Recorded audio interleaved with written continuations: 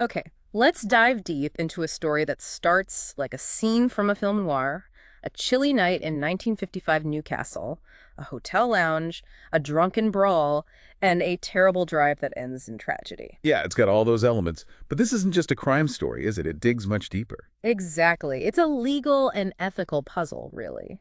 It forces us to ask these profound questions about character, consequence, and what it truly means to be fit to practice law. Yeah, it's at the core of it. We're unpacking the gripping case of Trevor Ziems. He's a respected barrister, but his life, his whole career, was shattered by what happened that one night.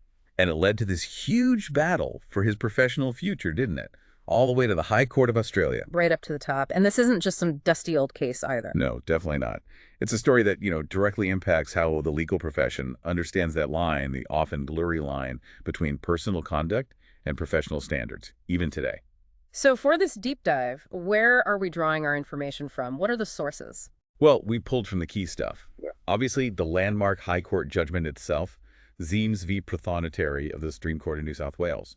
That's central. Yeah. But also the records and the legal commentary around the original criminal trial, plus archival materials like the depositions from the coroner's inquest, those become really important. Ah, the inquest details. Good. Yeah. And then later reflections on legal ethics that were specifically triggered by this case. They all kind of form the bedrock for understanding not just what happened, but why it's still talked about, why it's still taught in law schools. Okay, so our mission today, what are we trying to achieve? Basically trace Ziems' whole journey, from that fateful night through the manslaughter trial where he was convicted. A barrister convicted of manslaughter.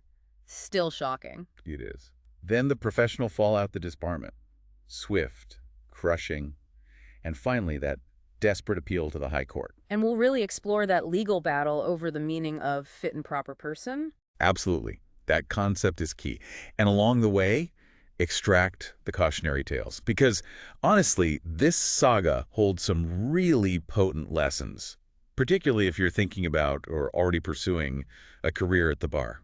It's a story about how one mistake, maybe driven by circumstance, maybe not, can just test the very definition of professional integrity. Yeah, it really highlights the immense weight lawyers carry, and I think the complex way the law itself has to grapple with human fallibility.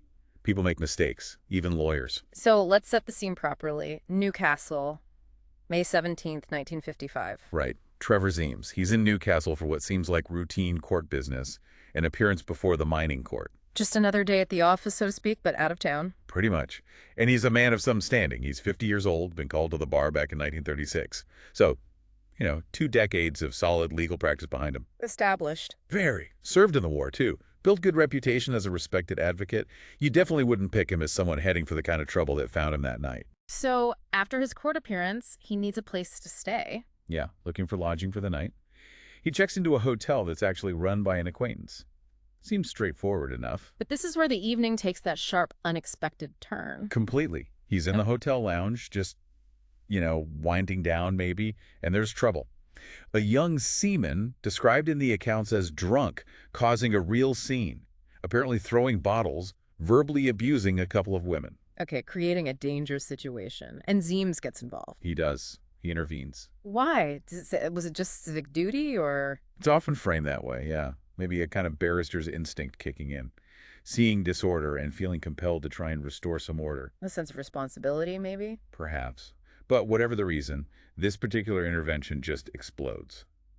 The seaman, who's younger, described as bigger and definitely drunk, turns on Ziems. Oh dear. And attacks him. Viciously. Just rains, blows down on Ziems' head and face, knocks his glasses off, slams him against a wall, leaves him dazed, bleeding from the nose and face, clearly shaken up. It sounds brutal. A really sudden, violent assault out of nowhere, seemingly. Pretty much. Luckily, the police get involved. A Sergeant Albert Ob Phyllis had actually been called earlier because of the sailor's disturbance. He arrives on the scene, manages to break up the fight, and arrests the seaman. Okay, so the immediate aggressor is dealt with, but Phyllis notices Ziems' condition. He does. And this is where Sergeant Phyllis makes an observation that becomes incredibly important later on, particularly in the legal arguments. Right, what did he see or say? Well, at the later coroner's inquest, this is crucial. Sergeant Phyllis testified about what he saw right after the fight. He noted that both men, the sailor and Ziems, looked unsteady on their feet, which, could suggest intoxication. Yeah, seemed drunk. But, and this is the key part, Phyllis specifically added that Ziems' disorientation and unsteadiness could have been due to the severe blows he'd just taken, not necessarily just alcohol. Ah, so the officer acknowledged the beating as a possible cause for his state. Exactly. Phyllis saw the injuries, the blood. Ziems had a noticeable gash on his head. He recognized how badly Ziems had been, quote, knocked about. He was concerned enough that he strongly urged Ziems to go straight to the hospital for medical attention. He even said later he should have gone to hospital. So the police officer right there on the scene, seeing the immediate aftermath, thought the injuries might be making Ziems look impaired. That's a critical piece of nuance. Huge. And the hotel owner saw it too. Tried to help Ziems, sat him down in the lounge, even promised to drive him to get medical care, or to the other hotel where Ziems had actually arranged accommodation for the night across town. Right, so help was offered, a ride was offered. Yes. But here is where the tragedy really takes shape. Amidst all the chaos, maybe concussed, maybe in shock from that beating, Ziems doesn't wait for the owner. He makes this fateful, ill-judged decision. He wanders off and gets into his own car. Oh no, why? It's hard to say for sure. Was he just not thinking clearly because of the head injury? Was it that barrister's independence, that instinct to handle things himself? We don't know. But he decided to drive himself to the other hotel. A decision that had unimaginable consequences. Utterly devastating. I see. So it's shortly after 11:00 p.m. He hasn't been driving long, just left the hotel precinct. He's on the highway outside Newcastle. And there's a truck driver with a passenger driving maybe 30, 40 yards behind him. And they see something. They witness something terrifying. Ziems' car is swerving wildly, just veering from one side of the road to the other, completely out of control. Oh, God. A clear view of impending disaster. Pretty much. Yeah. And on a dark stretch of that highway, it happens.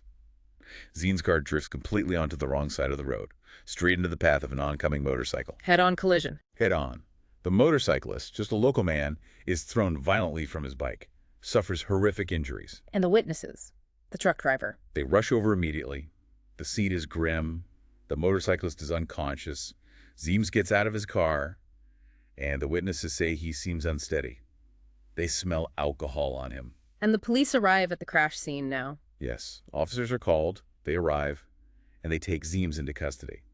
Their observations mirror the witnesses. They note he's shaken, he's got that visible gash on his head from the earlier fight, but to them, he appears undeniably drunk. But the worst news was yet to come. Tragically, yes. The motorcyclist is rushed to hospital, but his injuries are too severe. He dies 3 days later. So Trevor Ziems, the respected barrister, is now facing, well, he is accused of causing a death. The ultimate role reversal. The man who argued the law is now facing its full force. From intervening in a pub brawl to being arrested for killing someone. What was Ziems' own account of this, his state of mind? This is another crucial element. Ziems himself claimed he had a complete memory blackout. He said he remembered nothing from the moment the sailor assaulted him until he woke up in a jail cell. A total blank. That was his claim. So from his perspective, it was like 1 minute trying to stop a lout in a pub. The next, he's being told he killed someone on the road. This memory loss, whether it was genuine amnesia from the concussion or maybe related to alcohol or a combination, it sets up the absolute core conflict for the trial. Right. Was his driving impaired because he was drunk, or was it an involuntary consequence of the severe beating, the concussion, the shock? Exactly. And that question hangs over everything that follows. It impacts his criminal culpability and ultimately, as we'll see, his entire professional future. Which takes us directly into the courtroom for the manslaughter trial. Right. We fast forward almost exactly a year, May 1956. The trial is Regina v. Ziems. It's held in the Newcastle Quarter Sessions, a mid-level court handling serious criminal matters. And the charge? Manslaughter.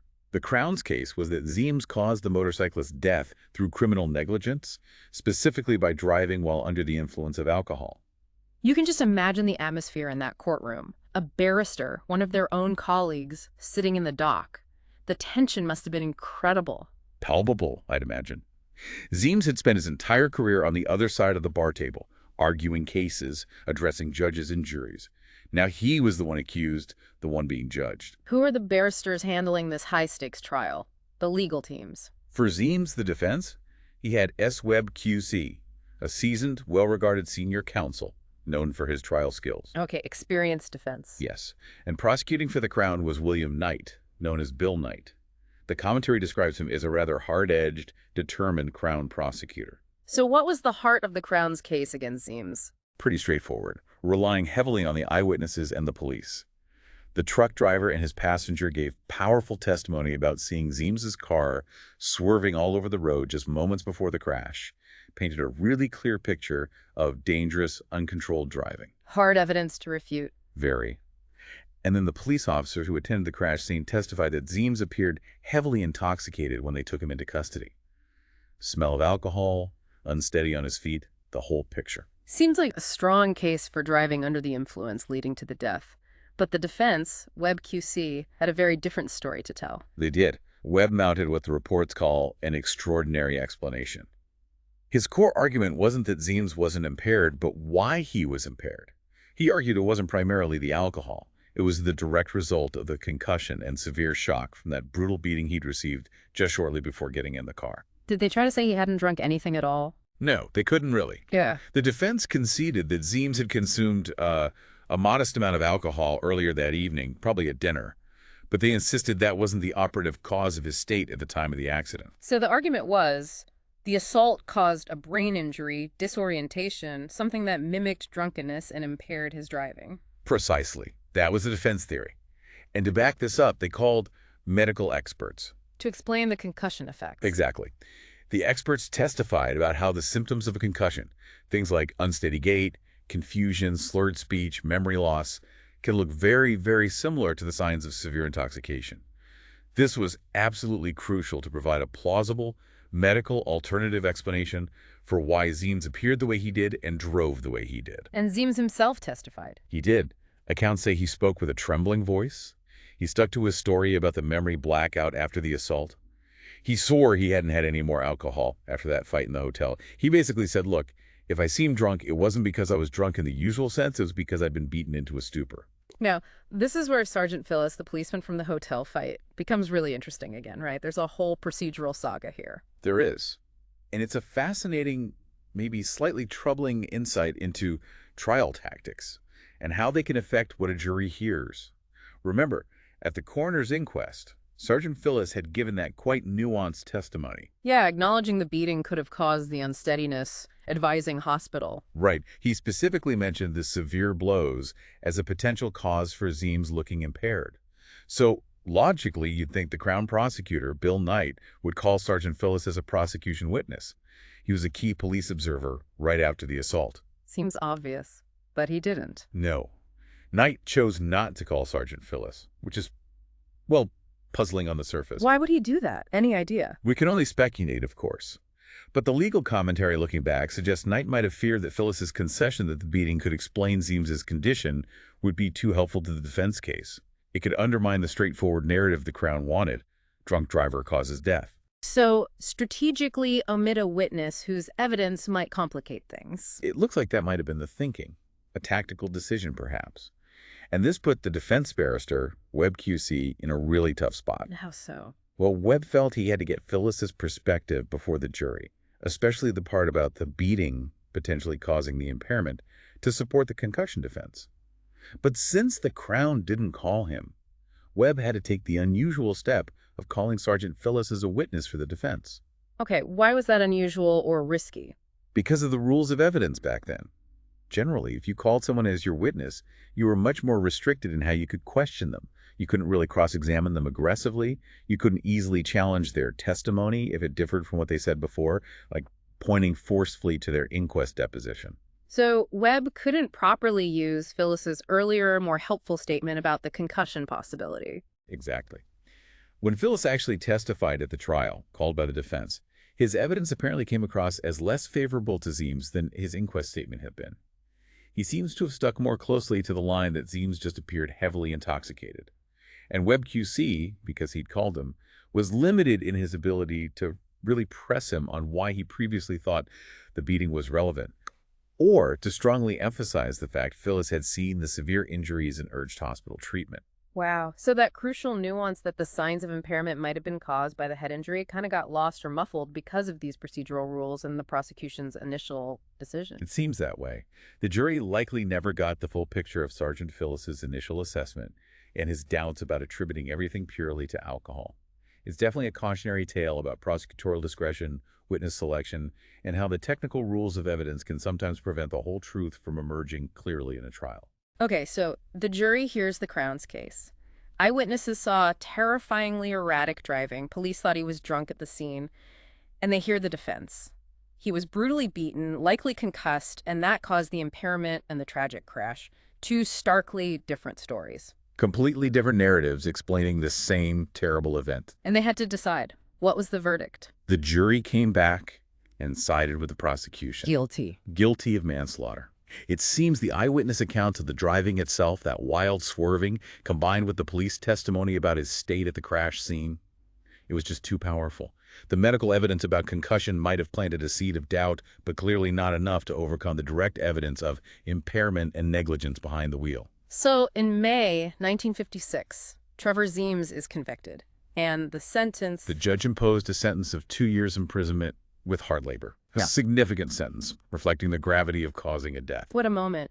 The courtroom silence, the respected barrister being led away in handcuffs, an absolute professional and personal collapse. The devastation must have been total. His life, his career, everything he'd worked for just shattered. And it's noted Ziems didn't appeal the criminal conviction itself. He didn't. The sources don't give a specific reason. Maybe after the ordeal of the trial, the cost, the emotional drain, maybe he didn't have the resources or the will to fight it further. Or maybe, despite the defense arguments, he felt some level of acceptance of the jury's verdict. We don't really know. But the criminal case ended there. He began serving his 2-year sentence. But even as he started his time in prison, another battle was brewing, a different kind of legal fight. Exactly. The criminal conviction was one thing, but it automatically triggered the professional disciplinary process. This is a completely separate system from criminal justice. Right. This is about his right to practice law. Precisely. When a barrister is convicted of a serious crime, especially something like manslaughter, the body that regulates the profession and the court that holds the official role of barristers have to step in. So the Supreme Court of New South Wales, which controls who gets to be a barrister in the state, they get notified. Yes. The conviction is formally reported to the Supreme Court. The process is usually initiated by the Prothonotary, who is essentially the court's chief administrative officer, responsible for keeping the list, the role of barristers. And the Prothonotary acts to challenge Ziems's status. Well, technically, the Prothonotary brings the matter before the court. In these specific proceedings, the Prothonotary was represented by F.P. McRae, who held the position of Crown Solicitor for New South Wales at the time. And what does this mean for Ziems, who's now in jail? He gets served with what's called a show cause notice. It's a formal demand from the court. It basically says, we know you've been convicted of manslaughter and sentenced to prison. Now you have to come before us and show cause, give us reasons why your name should not be removed from the role of barristers. So the burden is on him to prove he should still be allowed to be a lawyer despite the conviction. Exactly. He had to prove he was still, in the legal terminology, a fit and proper person to practice law. How on earth do you prepare for that kind of legal fight from a prison cell? An incredibly daunting prospect. He's incarcerated, his life is in pieces, and now he has to mount a defense for his entire career. Fortunately for him, his solicitors, the firm Walter Dixon & Co., immediately stepped up. They represented him in these crucial disciplinary proceedings, working from the outside to gather the evidence and prepare his case. So the matter goes before the Supreme Court of NSW. It does, in late 1956. It's heard by the full court of the Supreme Court, which means a panel of judges. The bench included the Chief Justice, Sir Kenneth Street, and Justice Kenneth Owen, very senior, eminent state jurists. And here they are, tasked with judging the professional fate of one of their own, a fellow member of the bar. What did Ziems's legal team, Walter Dixon & Co., put forward? Through their counsel, the specific barrister isn't named in the High Court judgment for this particular stage, but it was orchestrated by Walter Dixon & Co. that they submitted a comprehensive bundle of materials. They wanted the judges to see the full context. What kind of materials? It included the entire transcript from the manslaughter trial, the trial judges summing up to the jury, and significantly, affidavits containing the depositions from the earlier coroner's inquest. Ah, including Sergeant Phyllis's inquest testimony about the beating potentially causing the impairment. Precisely. They were clearly trying to get the Supreme Court judges to appreciate the unusual background, the mitigating circumstances, perhaps even subtly hinting at the potential issues with how the evidence played out in the criminal trial. The goal was to persuade them that even though the jury convicted him, Maybe his actual moral culpability wasn't as clear-cut or didn't reflect a permanently flawed character. But the Supreme Court wasn't buying that nuanced argument. Not at all. They took a very strict, very hard line. They explicitly stated they would not go behind the conviction. For them, the jury had spoken, the conviction stood, and that was the legally established fact they had to deal with. This wasn't going to be a rerun of the trial evidence. So what was their reasoning based on? Primarily on the status of Ziems. Chief Justice Street used the word incongruous. He found it fundamentally incompatible, just wrong, for a man currently serving a prison sentence for causing a death to simultaneously hold the status of a barrister, an officer of the court. Justice Owen agreed, calling it impossible. Their logic was basically, convicted felon serving time cannot be a barrister. That seems to be the essence of it. How could the dignity and honor of the legal profession be maintained, in their view, if someone convicted of such a serious crime and physically incarcerated for it was allowed to remain on the roll? They weren't really engaging with the why behind the conviction, just the fact of the conviction and imprisonment. They weren't interested in the pub fight, the concussion theory, the section Phyllis evidence issue. Not in a way that changed their ultimate conclusion about his professional fitness. Yeah. To the Supreme Court, the conviction itself was the disqualifying factor in these circumstances. So the outcome of that Supreme Court hearing was? Swift and brutal for Ziems. In early 1957, the Supreme Court delivered its judgment. They concluded that Edwin Trevor Ziems was not a fit and proper person to remain a barrister. In the order? The order was that his name be removed from the roll of barristers of New South Wales. He was struck off, disbarred. Chief Justice Street made it clear. It was simply unacceptable for an officer of the court to maintain that position while serving time for a serious crime like manslaughter. Wow. A second absolute crushing blow. He's still in prison, and now his entire professional life, his identity, is seemingly wiped out permanently. The despair must have been unimaginable.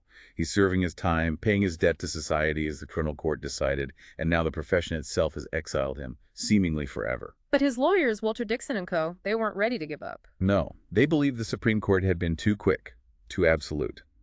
They stuck to their argument that the extenuating circumstances, the fight, the potential concussion, the way the evidence came out at trial, meant that this tragic incident didn't necessarily reveal an irredeemably bad character flaw. They felt the crime, however awful, wasn't about dishonesty or a lack of integrity in his actual legal work. Exactly. It wasn't like he'd stolen client money or lied to a court.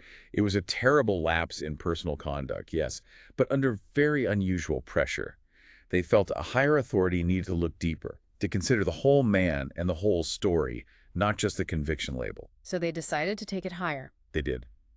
Ziems, through his solicitors, appealed the Supreme Court's disbarment order to the High Court of Australia.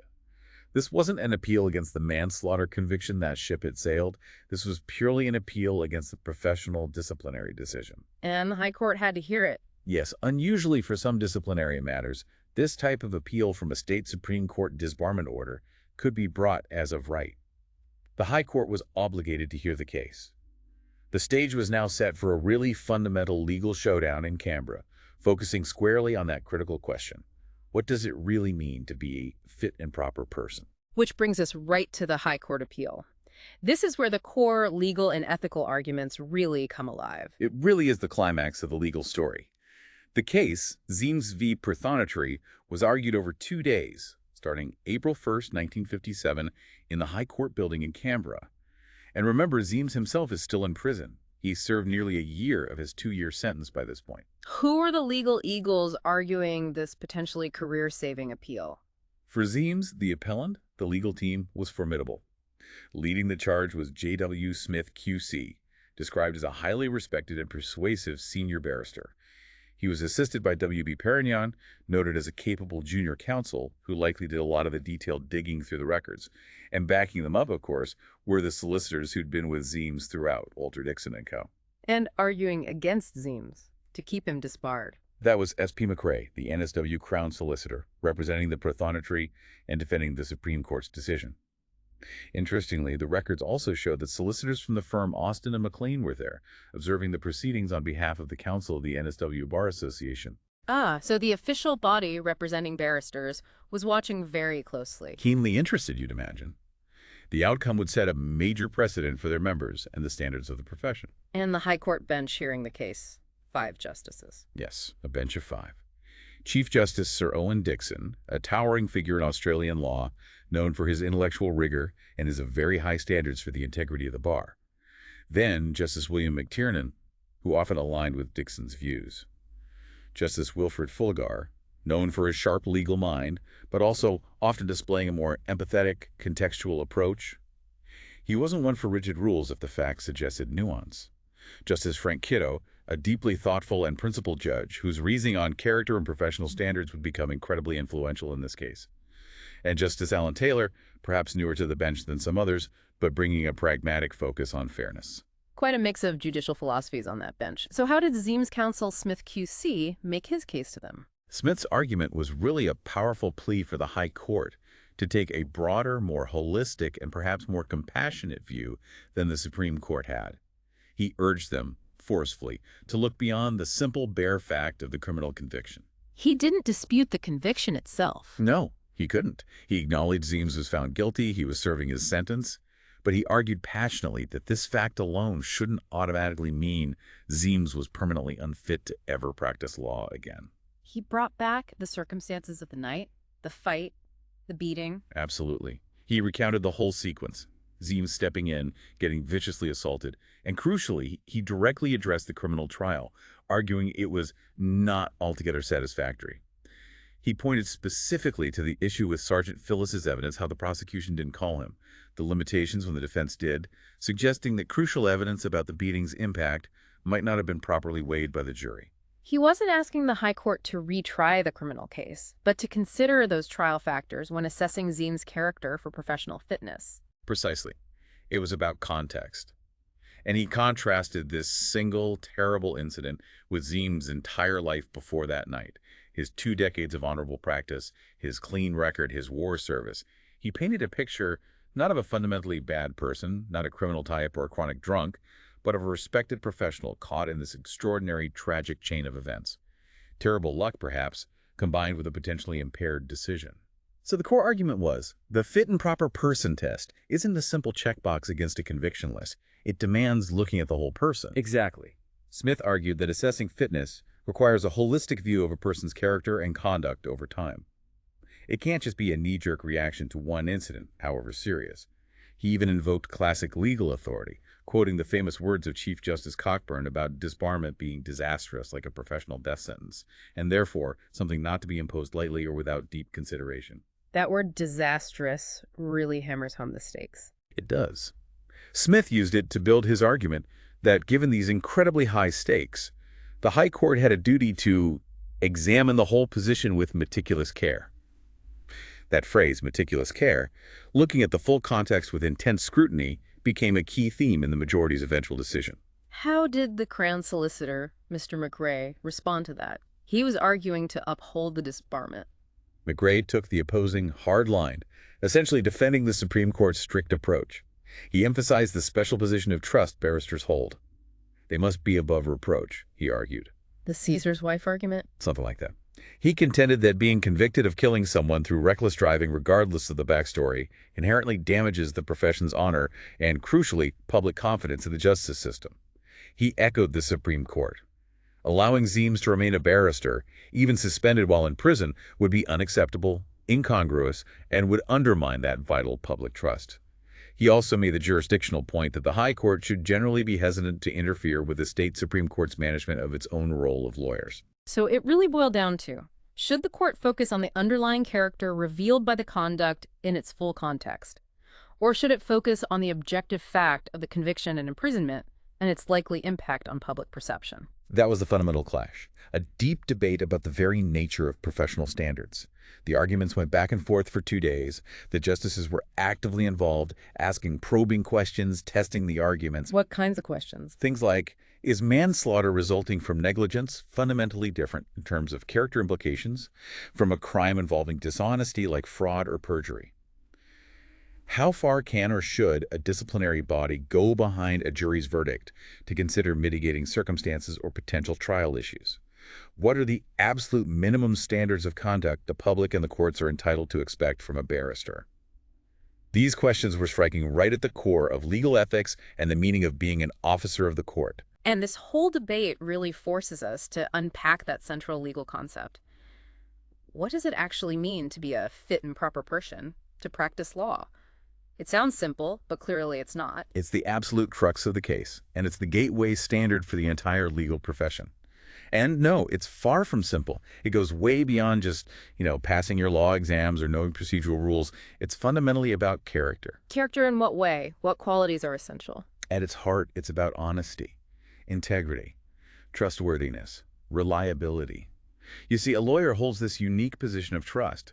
Justice Kiddo, in his judgment in Ziems, put it incredibly eloquently. He said a barrister is more than his client's confidant, advisor, and advocate. More than just the client's representative. Yes, because they participate directly in the administration of justice itself. They work, Kiddo said, in intimate collaboration with the judges. Intimate collaboration. That phrase really lands. It suggests a very deep level of required trust between the bar and the bench. It absolutely does. Kiddo stressed this is a delicate relationship.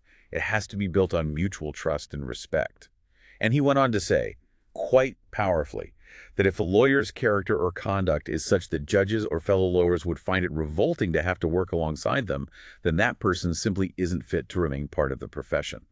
The standard has to be exceptionally high to protect the whole system and the public's faith in it. But surely the judges recognize that lawyers are human beings, not perfect angels. Oh, absolutely. That was a critical counterpoint, especially from Justice Kiddo. He explicitly acknowledged that humans aren't paragons of virtue. As he put it, it cannot be that every proof of human frailty automatically disqualifies someone from practicing law. That would be an impossible standard. So there are degrees of misconduct. Some things are disqualifying, others maybe not. Exactly. There's a spectrum. Some actions are so fundamentally contrary to the duties of a lawyer that they clearly demonstrate unfitness. Things like stealing money from a client's trust account, deliberately lying to a court, perjury, engaging in calculated fraud, especially if related to their practice. These hit at the very core of honesty and trustworthiness needed. And other types of missteps. Other actions, even if they're criminal offenses or just poor personal choices, might not necessarily reveal that fundamental lack of character required for legal practice. Maybe minor indiscretions off duty, or perhaps an isolated lapse in judgment under pressure. The real challenge, and this is what the Ziems case brought into sharp focus, is drawing that line.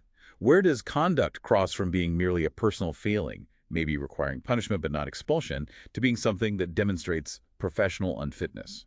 The Supreme Court, in Ziems' case, drew that line very strictly. They did. Their position was effectively serious conviction, especially for causing death, plus being in prison, automatically unfit, full stop. Their reasoning was that the very status of being a convicted criminal serving time was inherently incompatible with the dignity and public trust required of a barrister.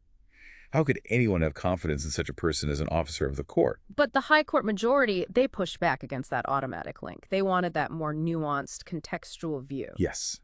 They insisted you have to look deeper than just the conviction label. Justice Fulligar was very clear on this. He said the court must look at every fact which can throw light on the question of fitness. You have to look beyond the conviction itself. So the conviction is evidence, but not conclusive evidence. Exactly. Fulligar said a conviction is strong prima facie evidence of misconduct, obviously, but its ultimate weight may be seriously affected by circumstances attending it. He argued the crucial question isn't just, was he convicted, but digging deeper, what did the man actually do, evaluated in its full context? This essentially placed a duty on disciplinary bodies, not just to note a conviction, but to understand the conduct behind it. And this ties into the fundamental purpose of professional discipline, right? It's not supposed to be extra punishment for the crime. Precisely. Chief Justice Dixon, even though he disagreed with the final outcome for Ziems, was crystal clear on this principle in his judgment. He stated the power to disbar or suspend has nothing to do with punishment. The criminal sentence is the punishment. The purpose of professional discipline, he said, is simply to maintain a proper standard, a necessarily high standard in the administration of justice. So it's about protection. Protecting the public, protecting the integrity of the profession. Exactly.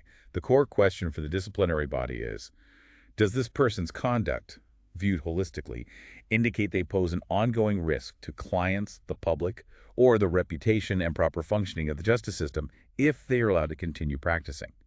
It's a protective measure, not a punitive one. Okay, so applying these principles to Trevor Ziems' specific situation manslaughter by driving, seemingly impaired after being badly beaten, how did the high court majority analyze his conduct in relation to fitness? Well, first, they absolutely acknowledged the gravity of the offense. Fulligar J. said, "No one could doubt the seriousness of this crime." Dixon C.J., in dissent, spoke of the clear moral blameworthiness. There was no downplaying the tragic outcome. But did it destroy his fitness as a lawyer? That was the key question for the majority. And Justices Fulligar and Kiddo, in particular, drew some fine but crucial distinctions. They noted that Ziems' reckless act, however terrible, wasn't actually connected to his professional duties. It wasn't like he'd cheated a client or mishandled a case. It wasn't a crime related to his practice of law. It was a personal life disaster, albeit with public consequences. Precisely. And importantly, it wasn't premeditated. It wasn't dishonest in the sense of seeking to deceive or defraud. Justice Kiddo argued that the conduct, viewed in context, did not indicate any underlying tendency to vice or violence or any lack of probity in Ziems' fundamental character. Probity meaning basic honesty and integrity. Yes. Kiddo went on to say that this conviction, arising from these specific circumstances, does not indicate a defect of character incompatible with membership of a self-respecting profession. He saw it as an isolated, tragic lapse, rather than evidence of a permanently flawed character unsuitable for law. And Ziems' previous good record played into this. Very much so. Kiddo explicitly noted that such a conviction is not inconsistent with the previous possession of a deservedly high reputation. His 20 years of apparently unblemished practice counted for something. The majority seemed persuaded that this wasn't who Ziems fundamentally was. It was a terrible deviation. Kiddo famously acknowledged human frailty. Lawyers aren't expected to be saints. The crucial point for the majority was that this specific act, while resulting in a conviction, didn't destroy his trustworthiness or integrity in his capacity as a lawyer. Kiddo argued the offense has neither connection with nor significance for any professional function. So despite the awful outcome, the majority felt the underlying conduct didn't reveal him to be fundamentally dishonest or untrustworthy in the ways that matter most for being a barrister. That seems to be the core of their reasoning. They believed that once he had served his prison sentence, paid his debt to society, there was no fundamental reason based on his character why judges, colleagues, or the public couldn't work with him or trust him in his professional role again. They saw the possibility of rehabilitation and fitness returning. But the dissenters, Chief Justice Dixon and Justice McTiernan, they just couldn't get past the conviction itself. They drew the line differently. They felt that certain offenses, particularly causing death through impaired driving, carry such a profound stigma that the offender's continued presence at the bar becomes intolerable, almost regardless of the backstory. Dixon C.J. was very concerned about the perception of a jailbird barrister, fearing it would inevitably erode public confidence. He found the situation inherently incongruous and unacceptable for the profession's standing. So a fundamental disagreement.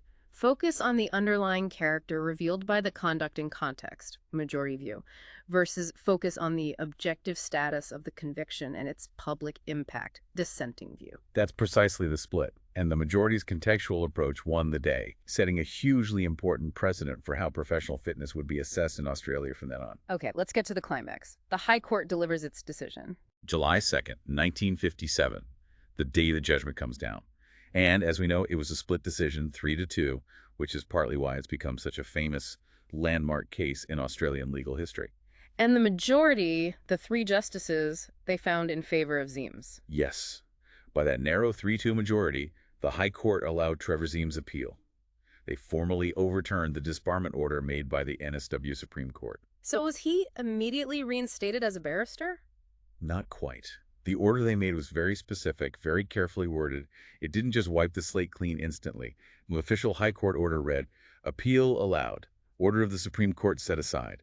In lieu thereof, order that the appellant be suspended from practice during the continuance of his present imprisonment." Ah, suspended while he was still in prison. That's a crucial distinction. Absolutely critical. It meant he couldn't practice law during his remaining prison term, which makes practical sense anyway. You can't really run a barrister's practice from a jail cell. But by explicitly linking the suspension only to the period of his imprisonment, the High Court sent a very clear signal. What signal was that? That his unfitness wasn't deemed permanent. Once he had served his time, paid his debt to society according to the criminal sentence, the suspension would automatically end. The implication was clear. He could then resume his practice. It was a definitive statement that the conviction and imprisonment, while serious enough to warrant suspension, did not, in the majority's view, reflect a fundamental character flaw that permanently disqualified him from the profession. Let's just quickly revisit the dissenters' view again, Dixon and McTiernan. They would have dismissed the appeal entirely. meaning the Supreme Court's disbarment order would have stood. Chief Justice Dixon, in his powerful dissenting judgment, maintained his view that Ziems's conduct was a, quote, grave crime deserving of severe punishment, and that ordinarily such a serious offense should result in the loss of professional standing. He remained deeply concerned about the jailbird barrister perception, damaging public confidence, finding the whole situation incongruous. Justice McTiernan simply agreed that causing death by drunk driving was incompatible with remaining at the bar. For them, the public nature and seriousness of the conviction itself were professionally fatal. But the majority justices, Fullagar, Kiddo, and Taylor, they managed to look past that status, focusing instead on the person and the unique circumstances. They did. They gave Ziems that second chance. Justice Fullagar, as we discussed, emphasized the need for meticulous care, looking at the whole picture. He felt the offense, while serious, didn't inherently prove Ziems lacked the necessary probity or suffered a permanent character defect rendering him unfit forever as a lawyer. He saw it as isolated. He even subtly noted his concerns about the trial evidence regarding Strikefellas, suggesting maybe the full story hadn't come out. Justice Taylor also picked up on this point. And Justice Kiddo's reasoning was particularly philosophical and influential. Immensely so. Kiddo really articulated that difficult balance. Yes, the standards for barristers are incredibly high, but, he argued, it cannot be that every proof of human frailty disqualifies someone. He drew that careful distinction between Ziems's legal guilt for the crime and the qualities actually required to be a competent and trustworthy lawyer. He argued the offense has neither connection with nor significance for any professional function. It didn't mean Ziems was dishonest or incompetent as a lawyer. Since there was no history of bad character, Kiddo was convinced this single, terrible lapse didn't constitute permanent unfitness. He believed that after Ziems served his sentence, colleagues and judges could work with him again respectfully. And Justice Taylor agreed with this approach. Yes, Taylor J. concurred with Fullagar and Kiddo to form the majority. He specifically endorsed the suspension order tied to the imprisonment period as the appropriate practical outcome. It acknowledged the seriousness by suspending him, but tied it directly to the criminal punishment, clearly signaling his potential to return to practice afterwards. So the final outcome was this powerful statement. Professional discipline isn't just about the conviction label. It's about assessing the underlying conduct, the context, the person's character, and crucially, the potential for rehabilitation and future fitness. Exactly. It was a victory for the contextual approach over the rigid status-based view of the Supreme Court. It tempered justice with a consideration of the individual circumstances. Can you just imagine Trevor Ziems, still locked in his prison cell, getting the news of this high court decision? It must have been an absolutely overwhelming moment, just sheer relief, maybe tears. He'd been staring down the barrel of permanent professional exile, the end of his entire career, his identity. And the highest court in the land had just given him a pathway back, a second chance, contingent only on completing his sentence. He'd escaped that professional death penalty. How did the wider public and the legal community react to this decision? It must have generated some debate. I imagine reactions were mixed. For the general public, maybe some confusion or even unease. How can a man convicted of killing someone still be considered fit to be a barrister? That's an understandable reaction if you don't grasp the distinction the High Court was drawing. The distinction between criminal punishment and professional fitness assessment. Right. The legal community, however, would have understood the nuances of the fit and proper test much better. They would have recognized the High Court wasn't excusing the crime or diminishing its tragedy. They were carefully assessing whether the conduct underlying the crime revealed a character flaw so fundamental that it made him permanently unsuitable for the profession even after punishment. And the majority decided it didn't. They were balancing accountability with the possibility of redemption within the professional context. Which brings us neatly to the aftermath. What happened to Trevor Ziems, and what is the lasting legacy of this incredible case? Well, Trevor Ziems served the remainder of his sentence. The historical record isn't incredibly detailed about his personal life immediately after, but the legal commentary is clear. He did indeed resume his career as a barrister in New South Wales once he was released from prison and the suspension lifted. His full name, by the way, was Trevor Charles Oriel Ziems. And did he practice successfully? Were there any further professional issues? By all accounts, no. It seems he returned to the bar quietly, rebuilt his practice, and continued without any subsequent disciplinary problems or public scandals. In that sense, you could argue the High Court's assessment of his fundamental character that the 1955 incident was a terrible isolated lapse rather than evidence of deep-seated vice was ultimately vindicated by his later career.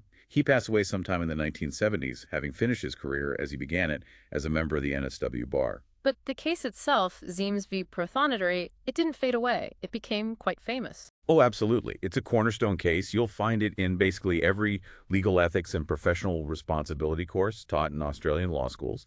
It established, or at least clarified, principles that are absolutely fundamental to how lawyer discipline is approached today. So what are those key takeaways, the enduring lessons, especially the cautionary tales for aspiring lawyers? Okay, first and foremost, it's a really stark reminder. Your personal conduct, even things you do completely outside of work, totally unrelated to your legal duties, can have incredibly severe professional consequences. Your overall character, how you behave in all parts of your life, it reflects on you and on the profession. It smashes the illusion that a lawyer's private life is entirely walled off. So that idea, what I do on my own time is my own business, doesn't fully apply if you're a lawyer. Not entirely, no. The profession demands a high standard of conduct generally. However, and this is the equally critical legacy of Ziems, a criminal conviction, even for a very serious offense, does not automatically and irreversibly mean you're disqualified from practice. It's not a simple equation. Conviction equals disbarment. No. Ziems mandates that disciplinary bodies must look beyond the conviction itself. They have to undertake a careful, nuanced analysis. They need to consider the actual conduct involved, the context it occurred in, the individual's character, their prior history, good or bad, any evidence of remorse, and crucially, their prospects for rehabilitation. Ziems prevents that rigid, automatic, knee-jerk response. And that connects back to the purpose of discipline being protective, not punitive. Precisely. Ziems really reinforced that. The goal isn't to punish the lawyer a second time. The criminal court handles punishment. The goal of professional discipline is to protect the public and the integrity of the justice system. If, after serving their time or facing other consequences, the disciplinary body assesses that the lawyer no longer poses an unacceptable risk to clients or the system's reputation, then the ultimate sanction of permanent disbarment, which Kiddo J called disastrous, might not be necessary to achieve that protective aim. The High Court majority clearly felt Ziems' post-imprisonment would not pose such a risk. How do these Ziems principles play out today, especially given that societal attitudes have changed? Towards drunk driving, for instance, which is viewed much more harshly now. That's a really important point. Society is much stricter now. A lawyer convicted today of manslaughter caused by drunk driving would face incredibly severe professional discipline.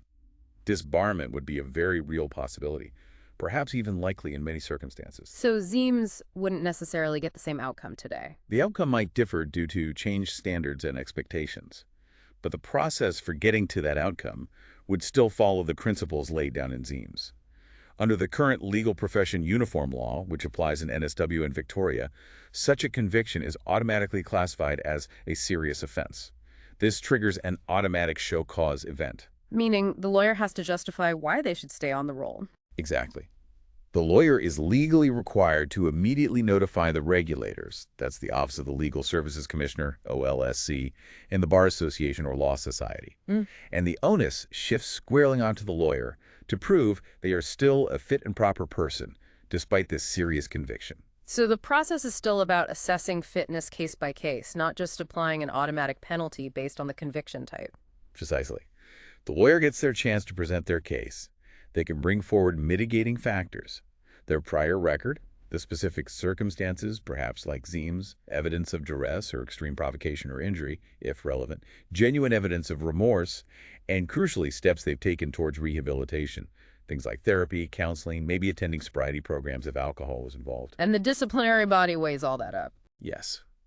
If they see a pattern of reckless behavior, a history of disregarding the law, or if dishonesty was involved in the offense or the subsequent dealings, then disbarment becomes much more likely. But if it genuinely appears to be an isolated incident, a terrible aberration in an otherwise exemplary life and career, the disciplinary body, applying the Ziems principle of looking at the whole context, might still consider a lengthy suspension rather than permanent striking off. The focus, especially from bodies like the OLSC, is often on whether rehabilitation is possible and has occurred. And the fact Ziems' crime didn't involve dishonesty was probably key to his outcome. That seems to be treated as almost automatically disqualifying. Dishonesty is definitely seen as hitting closer to the core requirements of being a lawyer. As commentary on Ziems often notes, conduct involving deliberate deceit, fraud, theft, especially of client money, or lying to courts is treated extremely seriously.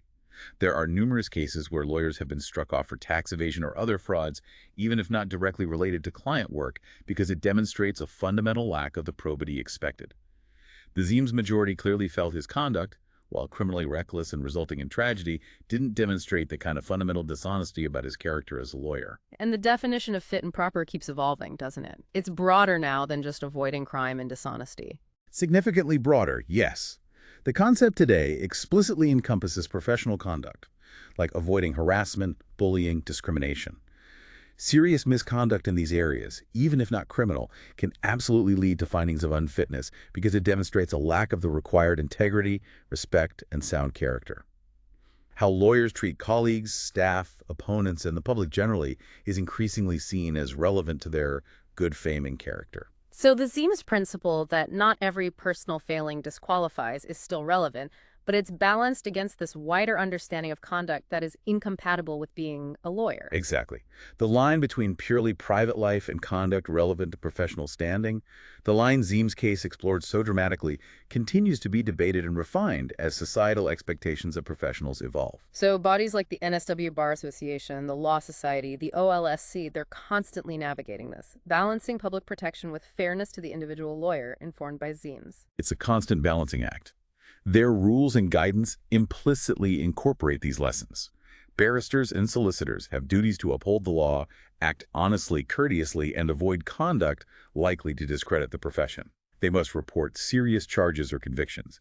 And when issues arise, the disciplinary bodies have to evaluate, much like the High Court did in Ziems. Is this person, considering everything, still suitable to be entrusted with the responsibilities of a lawyer? The emphasis on rehabilitation where appropriate is a key part of that modern approach. Looking back at Trevor Ziems' whole story, it really does have this almost Shakespearean feel, doesn't it? This arc of a respected man brought down by this collision of circumstance, injury, and perhaps a terrible error in judgment. It does. The attempt to intervene, the brutal assault, the concussion claim, the fatal crash, the trial, the disbarment, the desperate fight back through the courts. It's incredibly dramatic. And it feels like a powerful there, but for the grace of God go I moment, especially for anyone in a demanding profession where one mistake, one moment of letting your guard down could have catastrophic consequences. Absolutely. One night, one decision possibly made while injured or in shock leads to the death of an innocent person and the near total destruction of Ziems' own life and career.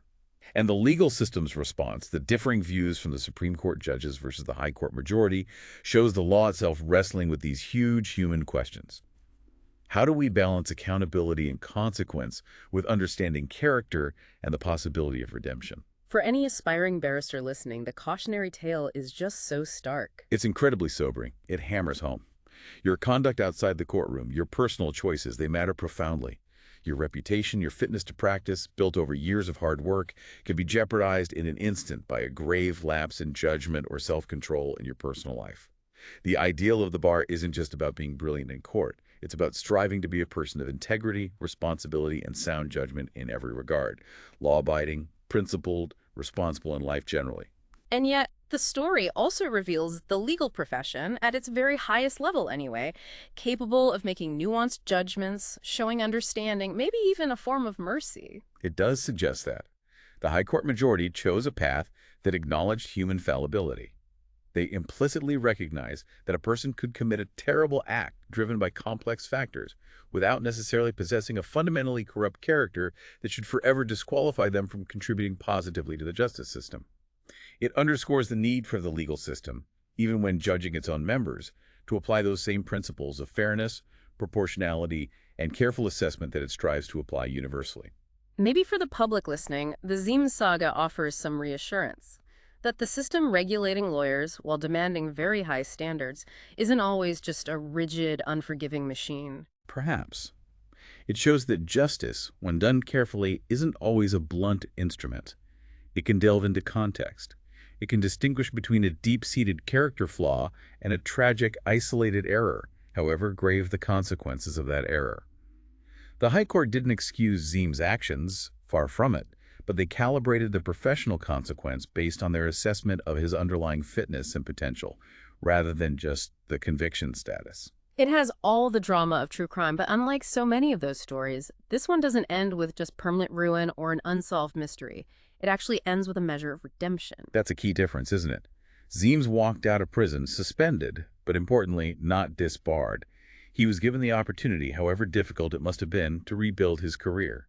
The ghost of that terrible night in Newcastle surely haunted him, but the High Court's decision ensured it didn't become the permanent defining feature of his professional life. There's a quote from a commentator that sums it up well. Yeah, something like, Ziems' case stands as a poignant reminder that lawyers are fallible.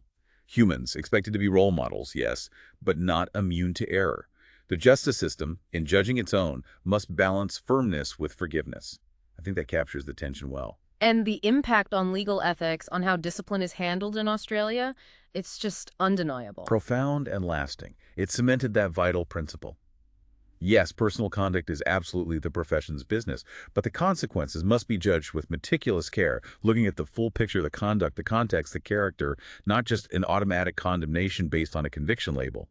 Modern ethics rules and disciplinary processes reflect that dual influence, demanding high standards across the board, but embedding procedures for careful, case-by-case assessment that allows for nuance and, where appropriate, rehabilitation. So, for a final thought, maybe we return one last time to that scene that started it all. Not just the horror of the crash or the fight, but the long journey after. From that moment of violence and tragedy emerged this intense legal and ethical struggle, testing the very values the legal system claims to uphold. Trevor Ziems, clearly flawed, responsible for a terrible outcome, but perhaps not, in the High Court majority's view, fundamentally villainous or irredeemable as a lawyer. He became this unlikely, complex symbol for the principle that, yes, those who uphold and enforce the law must absolutely answer to it themselves. But in doing so, they should be judged with the same fairness, the same careful assessment of context and character, and maybe even the same potential for compassion that the law, at its best, aspires to offer everyone. It's a dramatic story, a deeply human one, and its echoes are still felt today in courtrooms, in bar associations, and ethics committees. It's a constant reminder, isn't it, of the heavy weight carried by those in the legal profession, and also of the enduring capacity of the law itself to wrestle with the most difficult questions of conduct and character, and sometimes, just sometimes, to find room for second chances.